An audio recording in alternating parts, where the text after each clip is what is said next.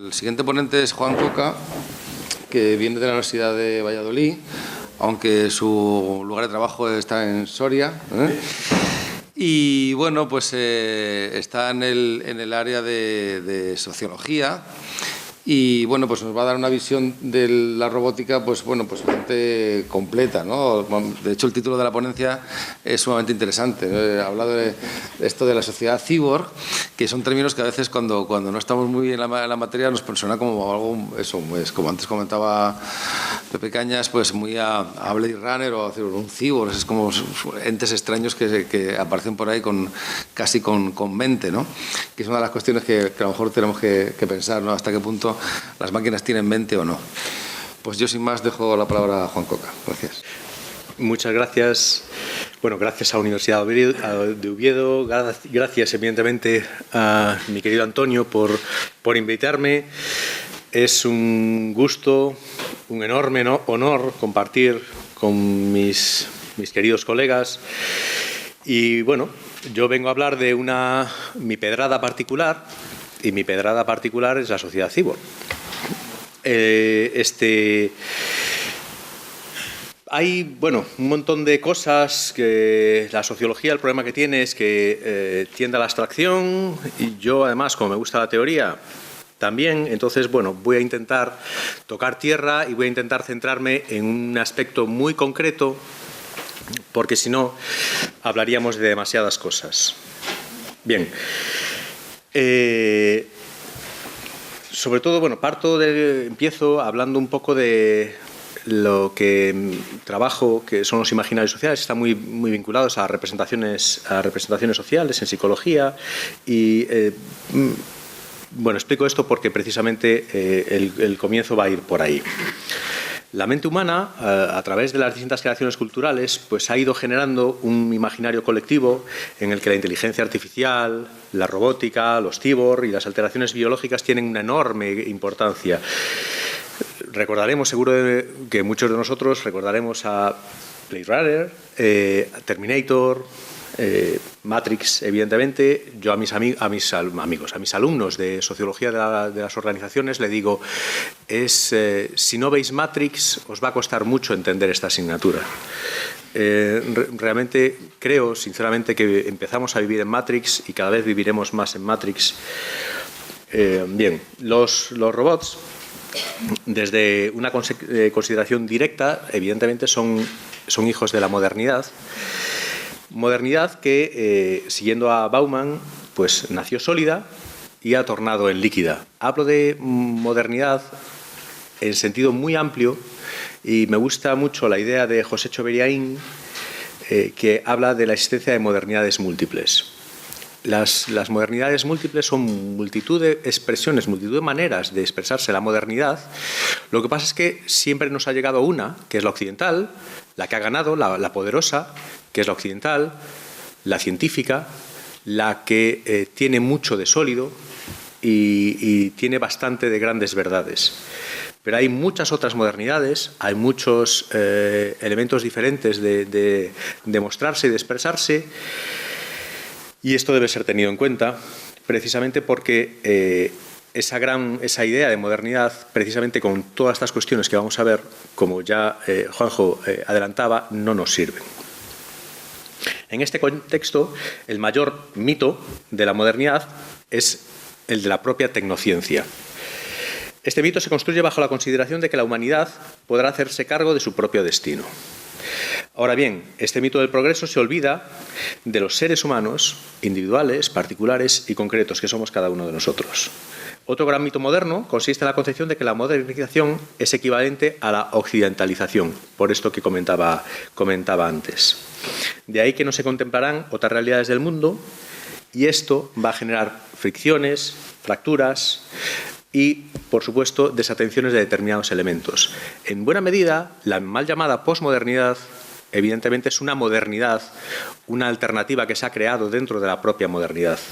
Ahora también se ha hablado de la hipermodernidad, se ha hablado también de la postmodernidad y de la altermodernidad, etc. Son distintas maneras de expresar o de reaccionar ante determinadas cuestiones o determinadas hipertrofias, en el caso de la modernidad que nos ha llegado y que impera. Por todo ello, la modernidad lucha contra sí misma a nivel individual y colectivo y sobre todo a través de elementos que tienen que ver con lo psicológico, tienen mucho que ver con lo psicosocial, que son las esperanzas, las expectativas, y estas son todas, tienen distintos valores, son multivalentes, polifacéticas, multicondicionables y multicorregibles. Por eso la concepción sistémica de la que hablaba Juanjo realmente nos está aportando mucha información, una información que a mi juicio no debe ser descartable, precisamente para poder encajar este gran prisma en el que estamos metidos actualmente. Simplificando muchísimo todas la enorme variantes y centrándonos en el tema que nos ocupa, podríamos hablar de una modernidad objetivista, la tecnocientífica, y una modernidad subjetivista que tiene que ver con el ecologismo, el New Age, etc. Esta doble perspectiva entonces opera precisamente como un proceso de polarización, de blanco o negro, de 0-1, y evidentemente la tecnociencia tiene, en este mundo en el que estamos, de la robótica, tiene un factor muy importante, y todos nos convertimos, simplificando, repito, en tecnofílicos y en tecnofóbicos. O adoramos la tecnología o la odiamos. Ahora eso es habitual que haya personas que se ha puesto de moda, por lo menos eso parece, aquel famoso teléfono móvil que era una especie de ladrillito tipo Nokia, que no tienen internet, los desconectados. Bueno, son movimientos que tienen que ver con la tecnofobia y en cambio los tecnofílicos, que también están llamados, hay algunos autores que les llaman los solucionistas, precisamente pues consideran que podemos tener soluciones absolutamente para todo. Y la cuestión no está ahí, porque todo eso se plantea desde la égida, desde el eje de interpretación convencional. La cuestión es que hay que salir del foco, hay que resituarse. De hecho, uno de los últimos libros, Santiago Navajas acaba de publicar El hombre tecnológico del síndrome de Blade Runner, que precisamente es absolutamente solucionista y tecnofílico, hasta el punto que me resulta hasta me gusta, pero me ha resultado tiene elementos que son como ingenuos. Pero bueno, bien, el progreso, este tipo de progreso, este mito del progreso, este mito moderno, este mito ilustrado, Stephen Ledru, recientemente en un artículo del 2017, interpreta los trabajos de muchos tecnofílicos, Dennett, Dawkins, Harris, donde yo también incluiría Navajas, como una corriente intelectual y un movimiento cultural que él denomina como New Atheism. En el sentido de New Age, pues utiliza ese juego para precisamente hablar de ese nuevo ateísmo, que es una religión. Ellos se denominan como ateos, evidentemente, pero precisamente esta idea utilizan el mito ilustrado, el mito moderno, para llevarle a una religión. Esto ya pasó en la Ilustración, realmente no es nuevo. Surgieron muchas sectas a raíz de la Revolución Francesa, no estoy contando ninguna novedad, y bueno, pues es un poco la misma historia. Parece que de repente la tecnología nos va a lograr salvar de cualquier cosa y nos va a provocar a traer consigo el único mundo posible, que será el mejor.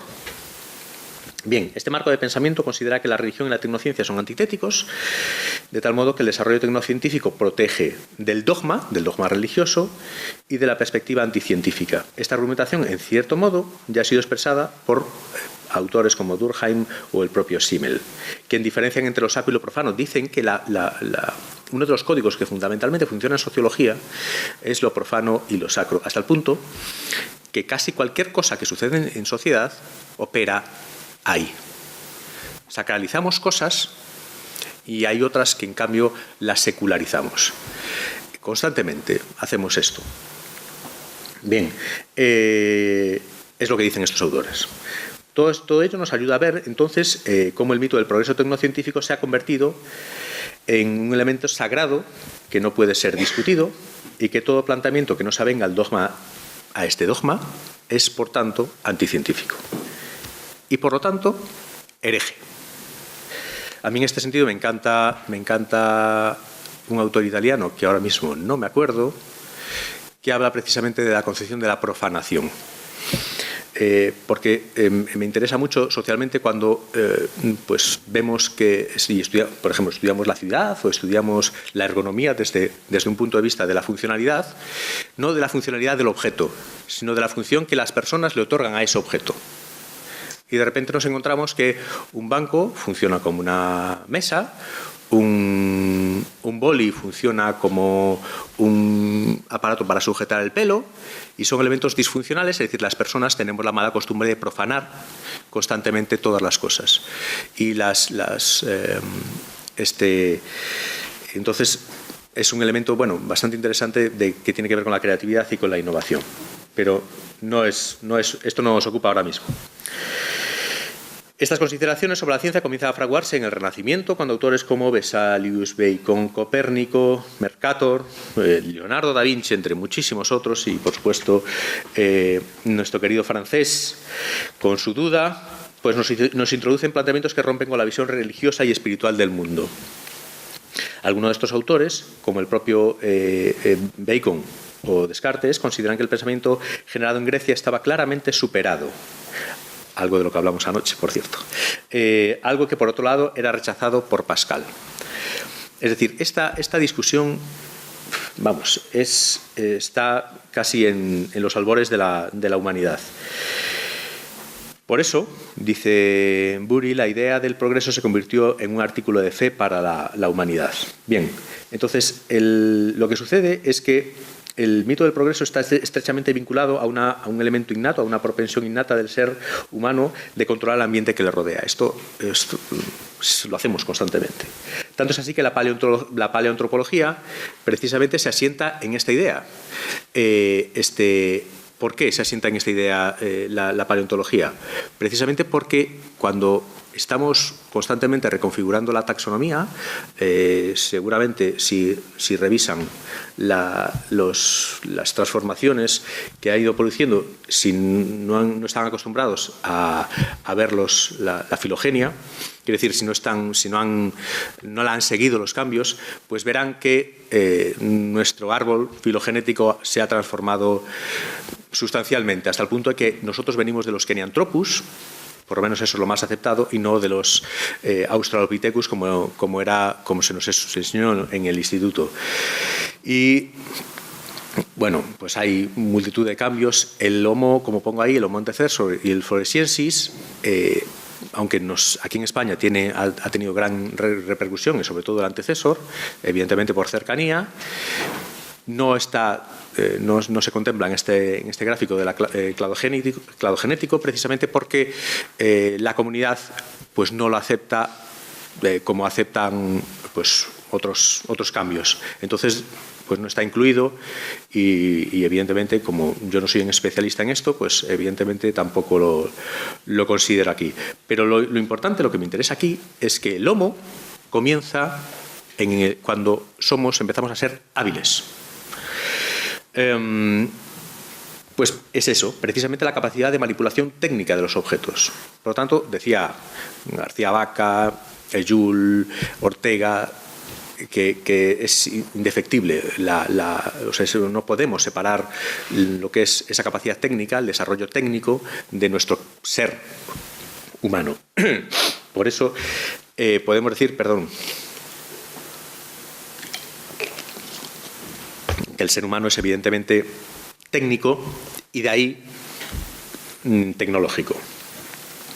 Pues bien, esta característica técnica ha conducido paulatinamente a la generación de multitud de artefactos cuyo objetivo fundamental, por lo menos en principio, era solucionar nuestra vida. A medida que fueron transcurriendo los años, los siglos, los milenios, el ser humano fue adaptando su mente a cohabitar con la técnica y la convirtió, gracias al conocimiento y a la ciencia, en tecnología.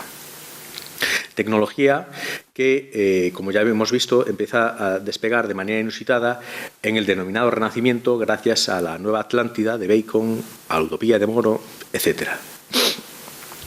Sin ningún lugar a dudas, las revoluciones industriales fueron momentos paradigmáticos de reconstrucciones tecnológicas de la sociedad. Todo se transformó a través de la materialización y la interrelación de la tecnología y el mundo social. Esto, asimismo, ha sufrido una nueva vuelta de tuerca, con la aparición de las TIC, las tecnologías de la información y la comunicación, que Dolores Reich, una tía bien interesante con un libro que se llama Socionomía, muy recomendable, habla de que las TIC devienen en TAC y posteriormente en TEP. TIC, tecnologías de la información y la comunicación; TAC, tecnologías del aprendizaje y la cooperación; y TEP, tecnologías del empoderamiento y la participación. Esta idea realmente me resulta francamente interesante en el libro, repito, de Socionomía de esta psicosocióloga. Bien, pues eso. Asimismo, se habla entonces de que vivimos en un mundo virtual, dice Javier Echeverría, que vivimos en Telépolis, incluso se habla de Tecnópolis, del mundo virtual, de la era de la información, de la sociedad por reacción de la ignorancia y, en mi caso particular, de la sociedad cyborg. Metáforas de un supuesto nuevo mundo que nos hará cambiar y mejorar hasta convertirnos, hasta materializar a ese superhombre nietzscheano, que ya saben que ese superhombre nietzscheano ha tenido bastante que ver con determinados procesos que tuvieron su centro neurálgico en Europa y sobre lo que ya volveremos en su momento. En ese contexto de lo virtual, lo digital, lo transhumano, hablamos ahora del transhumanismo, parece que está de moda, también nos encontramos precisamente con la robótica. Otro mito de lo humano asentado en un imaginario de la transformación de las máquinas en un ser con inteligencia artificial y con emociones.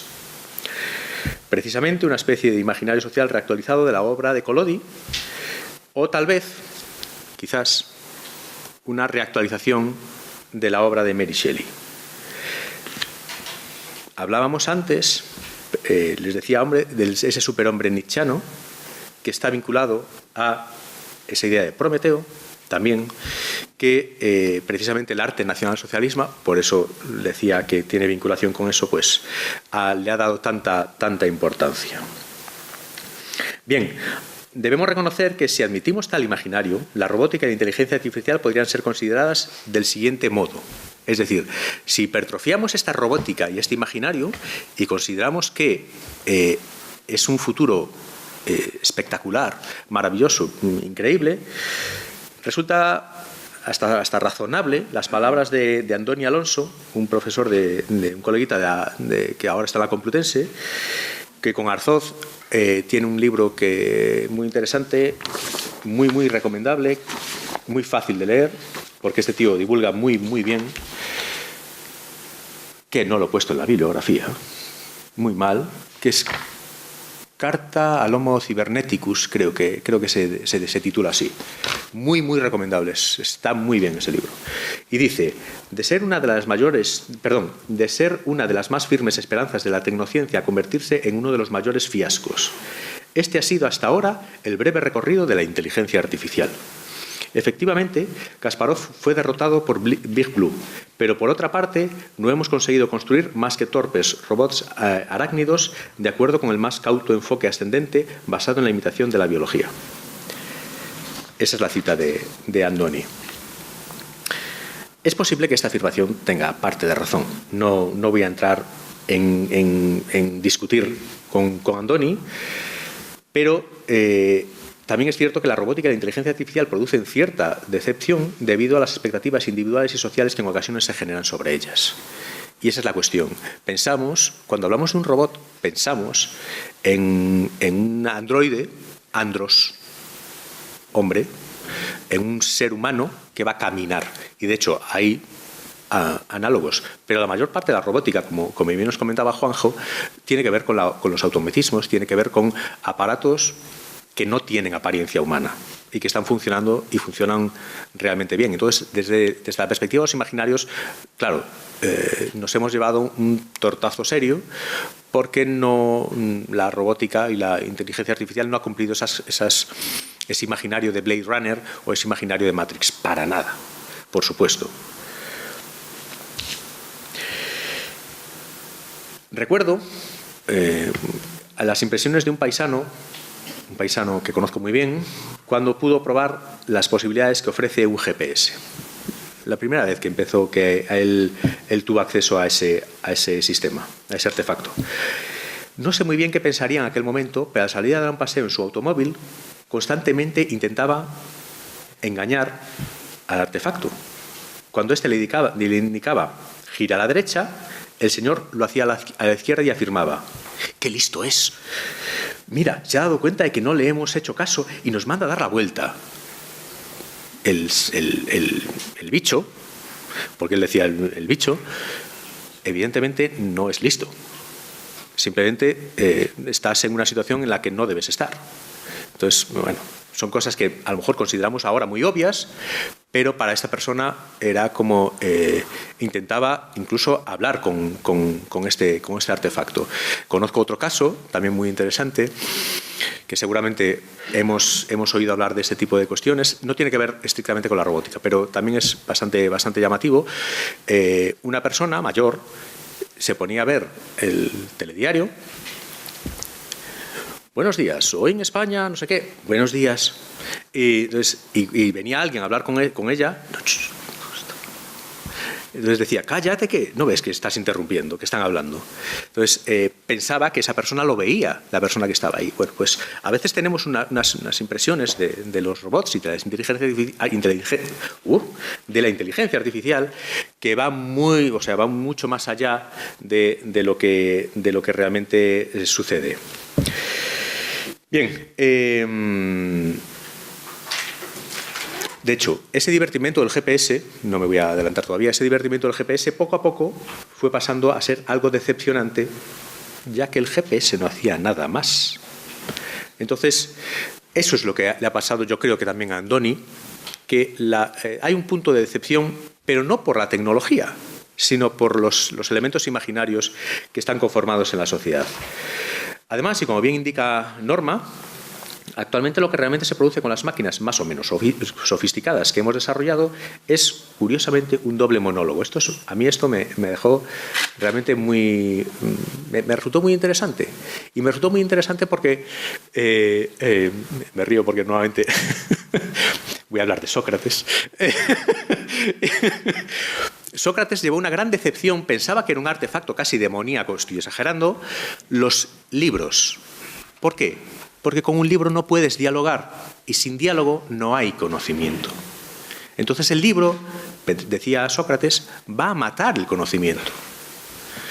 Eso es francamente interesante precisamente por el tema que tiene que ver con la técnica. Entonces necesitamos cambiar nuevamente nuestra posición mental respecto a ese objeto y reconfigurar.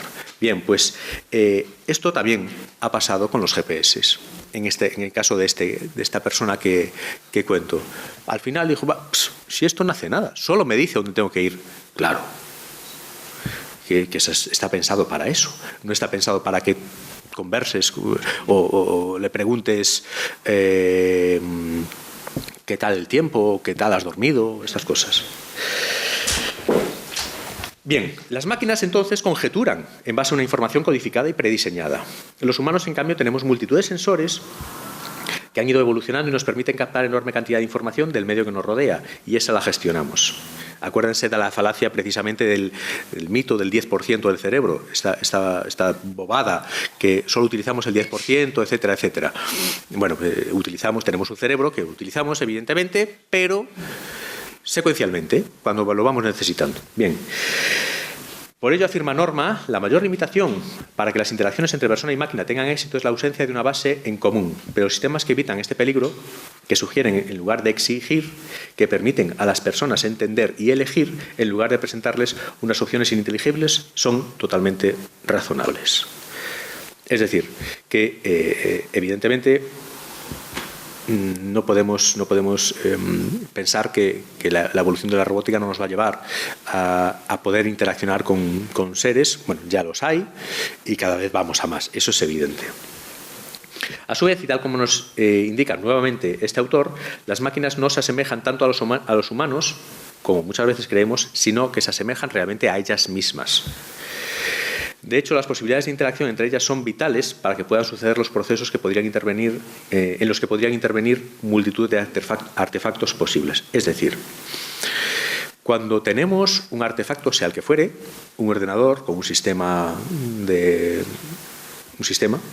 y tenemos que estar conectado en red con otro ordenador, con otro sistema, estos tienen que poder dialogar, más bien reconocerse. Por eso es tan fundamental el handshaking, la negociación en las empresas tecnológicas, precisamente para llegar a consensos y poder trabajar precisamente en red. No obstante, y pese a que el desarrollo de la robótica y la inteligencia artificial nos puede parecer limitado, lo que parece indiscutible es que su progreso se asienta en una especie de mito moderno del progreso, en la búsqueda de esa Atlántida y de ese nuevo mito de Prometeo. Por otro lado, y teniendo en cuenta estos elementos, otro autor llamado Decker nos muestra una serie de dimensiones que han sido utilizadas en un proyecto alemán de identificación de nuevos tópicos para el análisis de la innovación y la tecnología, me han resultado enormemente sugerentes, y los criterios a los que este autor hace referencia para la evaluación tecnológica son los siguientes. 1.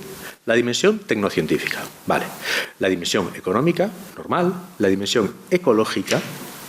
Y aquí ya empezamos a tener en cuenta consideraciones que a veces, o dimensiones que a veces no son tan tenidas en cuenta. La dimensión social, la dimensión política y la dimensión de la salud. Todas estas dimensiones no están desarticuladas. Es decir, realmente funcionan de manera sistémica. Lo que implica una evaluación de las tecnologías precisamente de una manera sistémica o, si se quiere, holística. Bien, tenemos eso en cuenta. Entonces vamos ahora a tocar tierra un poco en la sociedad cyborg. La idea de sociedad cyborg es una expresión que hace referencia precisamente a que la nueva sociedad, esa sociedad que, tradicional, natural, transita hacia lo cyborg, hacia lo tecnológico. Ya somos todos cyborgs, lo siento, si no lo sabían, pero es así. Somos cyborgs, pero muy primarios. Un cyborg es un ser humano con elementos maquinales y a todos nos ocurre que estamos alterados, constantemente alterados. Bien, pues esto va a más y las ciencias de la salud precisamente van encaminadas a eso. Pero claro, nuevamente tenemos el imaginario del cyborg como ese ser que tiene partes de máquinas y no es tanto así. Bueno, de hecho, las gafas es un elemento maquinal que incorporamos a nuestra vida, las lentillas, etc. Bien, por poner un ejemplo un poco chusco. Ahora bien, no son tan habituales tanto es así que cada vez son más numerosos los trabajos que se preocupan de estudiar las posibles relaciones futuras entre los humanos y los robots. Hay realmente gran cantidad de ellos. Ahora bien, no son habituales los trabajos sobre percepción social acerca de los robots o sobre cómo será nuestra sociedad futura. Hay una asociación que trabaja precisamente sobre el futuro e intenta hacer análisis sobre esto. Esto se lee. Vale, perfecto. Entonces, el informe COTEC del 2017, en este informe se hizo una encuesta sobre estas cuestiones. Y entonces le preguntaron a las personas si cree que su trabajo actual podría ser realizado por un robot ordenador en los próximos 15 años. Bueno, ahí vemos las respuestas. Las he elegido la opción que tiene que ver con la formación, precisamente porque, bueno, me parecía, no en este caso, pero en algún otro caso me parecía bastante interesante las respuestas. En este caso vemos que no hay grandes diferencias entre unos y otros y un porcentaje bastante alto cree que no, de ninguna manera, un robot va a realizar mi trabajo actual. Precisamente porque volvemos nuevamente a la idea de la sustitución, un trabajo por otro. Estamos en ese imaginario. El robot lo que va a hacer es exactamente lo que hago yo y yo dejo de estar. Y bueno, es evidente que las cosas no son así.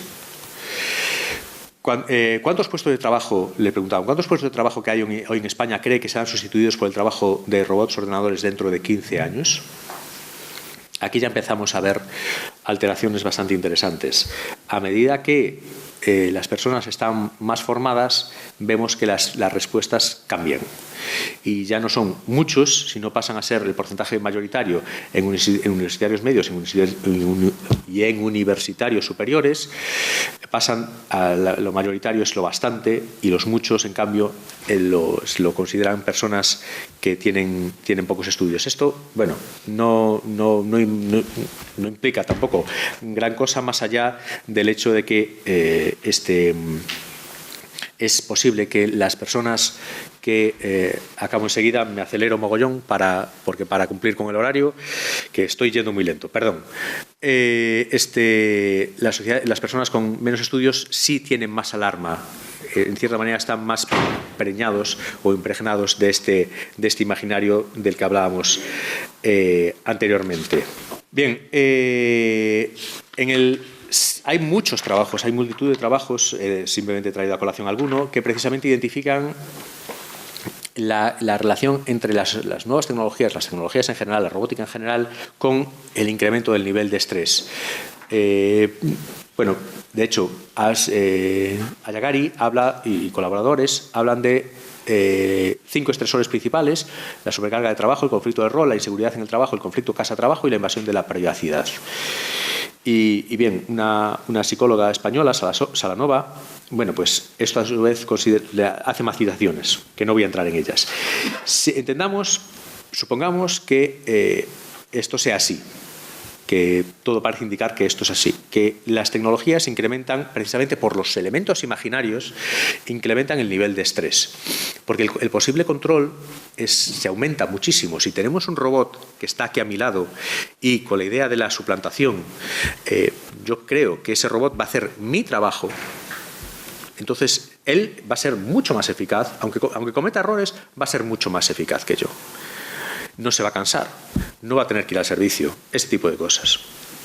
Bien, pues eso me genera estrés y, bueno, ya no solo eso, el hecho de las posibilidades de comunicación. Ahora el jefe, el sábado a las 12 de la noche, porque él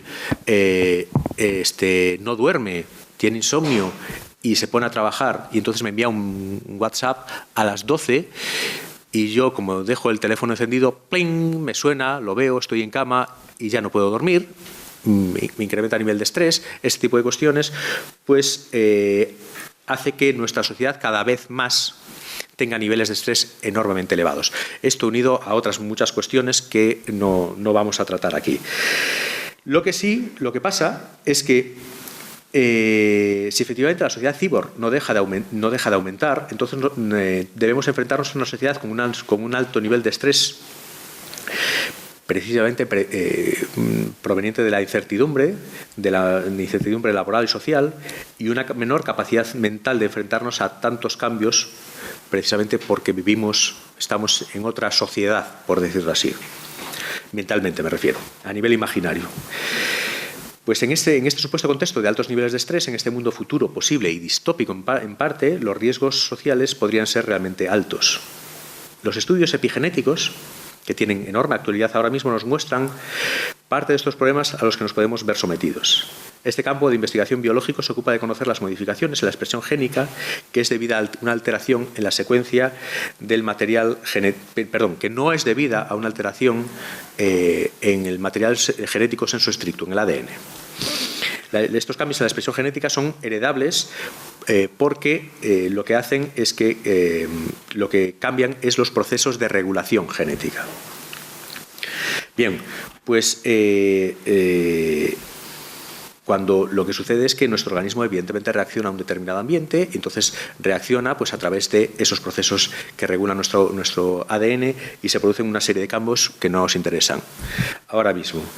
Lo que sí parece es que, como son heredables, parece que existe una clara correlación entre enfermedades de índole epigenética con el estrés. Se ha visto incluso en madres gestantes que, sometidas a altos niveles de estrés, su hijo hereda cambios epigenéticos. Es decir, esos cambios son heredables en un corto periodo de tiempo. No tenemos que esperar 100 años a tener sociedades altamente estresadas, no. Es decir, altos niveles de estrés en un momento determinado son heredables y, por tanto, socialmente tenemos una enorme responsabilidad en este sentido. Necesitamos ser conscientes de que nuestra sociedad, el devenir de nuestra sociedad, precisamente puede atentar contra nosotros mismos a través de estos cambios epigenéticos. No estoy siendo fatalista, lo que pretendo es decir que debemos ser muy conscientes de esta realidad que está ahí. Bien, de hecho, el estrés provoca, uno de los cambios es la metilación en el ADN, que a su vez provoca cáncer, aterosclerosis, envejecimiento, entre otras patologías. Y también se ha visto, esto es un estudio de Kao Lei en el 2017, y precisamente hay otro estudio de Stankiewicz en el 2013 que pues indica que también el estrés puede modificar la regulación de la expresión génica en el sistema nervioso central. Bueno, entonces necesitamos ser muy conscientes de estos elementos y empezar a trabajar, como ya lo hace César, ya lo lleva haciendo bastante tiempo, desde lo futurible. Evidentemente, la única manera de trabajar desde lo futurible, o sea, con el futuro, algo que, por ejemplo, para los sociólogos es casi una barbaridad, precisamente porque me lo recordaba ayer Juanjo, Manuel Castells, precisamente dice que los sociólogos explican, no predicen. Yo creo que sí, debemos predecir, pero sabiendo no predecir meteorológicamente, es decir, no con una fiabilidad alta, pero sí prever. Porque la sociología es un sistema enormemente complejo que realmente no sabemos cómo va a ser la sociedad del futuro tal cual. Es decir, yo no sé si Oviedo de repente va a tener 25 autovías o ninguna. Eso es evidente. Y no estoy hablando de eso, sino estoy hablando de situarnos en ese futuro. Y la única manera, siguiendo a Rescher, es precisamente utilizando las posdicciones, es decir, la información que tenemos del pasado, y a través de eso utilizar una analogía a través de las predicciones. Bien. Por último, solo quiero decir un par de ideas, me estoy yendo para atrás, que quería dejar claras. Precisamente el problema con el reto sociológico con el que nos encontramos es cómo gestionar socialmente estos elementos potencialmente negativos que traen consigo la implantación masiva me refiero habitual, de los robots que los traen. Entonces, la cuestión es eso, que a lo mejor tenemos que empezar a diseñar robots siendo conscientes de estos elementos. Y la cuestión es, en este sentido, ¿cuál será nuestro futuro? Muchas gracias por su atención.